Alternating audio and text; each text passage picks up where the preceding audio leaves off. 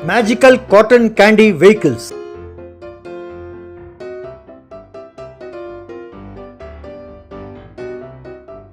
खिरोल नाम के गांव में प्रदीप नाम का व्यक्ति कैंडी मशीन में बच्चों के लिए कैंडी बनाकर बेचता था। उसके कैंडी बहुत स्वादिष्ट होते थे, इसलिए बच्चे उसे बहुत खरीदते थे।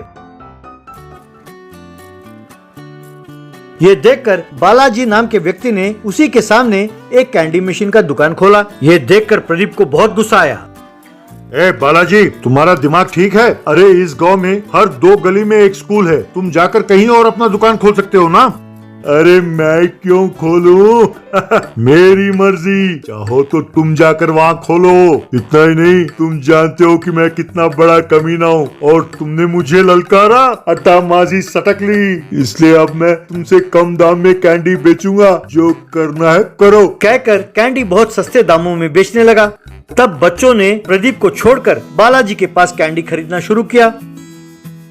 एक दिन प्रदीप अपनी दुकान के पास चिंतित बैठा था कि उसकी पत्नी श्रेया और उसका साला साहू दोनों वहाँ पहुँचे। श्रेया अपने पति से, क्यों जी, आपने त्योहार में मुझे मायके ले जाएंगे कहा था, क्यों नहीं आए? हम तुम्हारा काफी इंतजार कर रहे थे, पता है। अरे मेरा दिल त्योहार मनाने का नहीं है अभी। उस कमीने बालाजी की वजह से कोई एक भी कैंडी मुझसे नहीं खरीदता। मेरे समझ में नहीं आता कि मैं क्या करूं। मैं बहुत परेशान हूं। कहकर उसने श्रेया से बालाजी के साथ जो कुछ हुआ सब बताया। बस इतनी सी बात? अरे ये सब मेरे भाई पर छोड़ दो, आप अब घर चलो।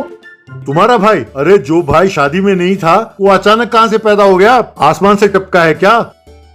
अच्छा ये बात। अरे बचपन से ही इसे जादूगरी का बड़ा शौक रहा है, इसीलिए बचपन में ही किसी स्वामी जी के पास जाकर उनका शिष्य बन गया। आज लौटा है, क्योंकि इतने दिन वो हमारे साथ नहीं था तो उसका जिक्र नहीं किया हमने।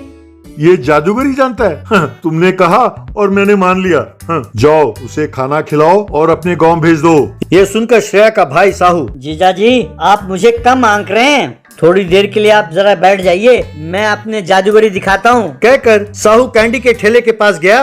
आओ बच्चों आओ, बढ़िया बढ़िया कैंडी खाओ, दाम ज्यादा है पर कई किस्म के व्हीकल्स के रूप में मिलेंगे। आओ बच्चों आओ। कहकर उसने आवाज दी। अरे बच्चों से झूठ बोलोगे तो वो तुम्हें छोड़ेंगे नहीं। जो थोड़े बहुत बच्चे आ रहे हैं वो भी बंद कर देंगे, दोबारा यहाँ नहीं आएंगे वो। तुम वहाँ से हट जाओ। यूं कह ही रहा था कि साहू ने कुछ व्हीकल्स के रूप में कैंडी बनाए।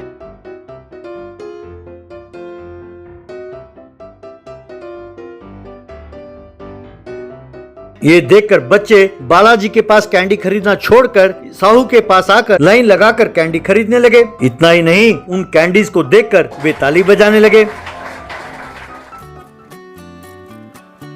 ये देखकर बालाजी साहू से, ए, कौन हो तुम? मेरे इलाके में आकर क्यों कई किस्म के कैंडी बेचते हो? चुपचाप यहाँ से दफा हो जाओ, वरना मुझे अपने आदमियों को बुलाना पड़ेगा।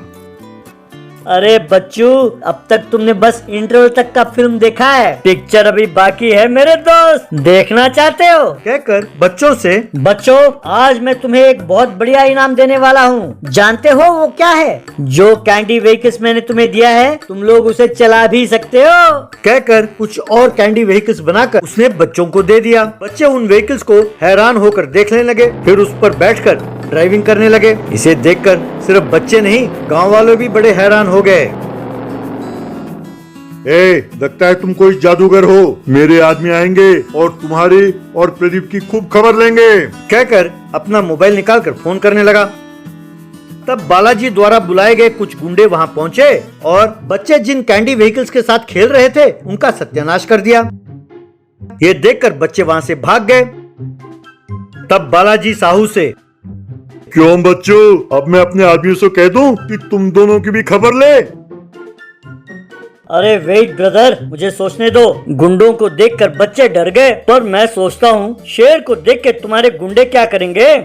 ये सोचते ही हंसी आती है। अरे ये कैंडी बेचना नहीं है कि तुम शेर को बुलाओगे और वो आ जाएंगे।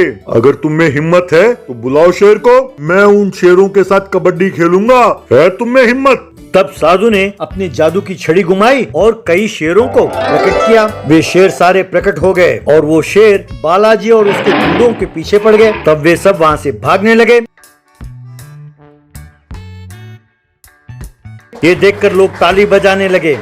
तब साहू गांव वालों से, देखो गांव वालों, अगर आप सब मेरे जीजा जी के ठेले से ही कैंडी खरीदेंगे तो साल में एक बार वो एक कैंडी का व्हीकल इनाम में देंगे। इतना ही नहीं, आपके बच्चे उन व्हीकल्स में आराम से स्कूल जा सकेंगे। कहिए क्या कहते हैं आप लोग? ये सुनकर गांव वालों ने ताली बजाई। तब प्रदीप और श्रेया ने साहू की खूब तारीफ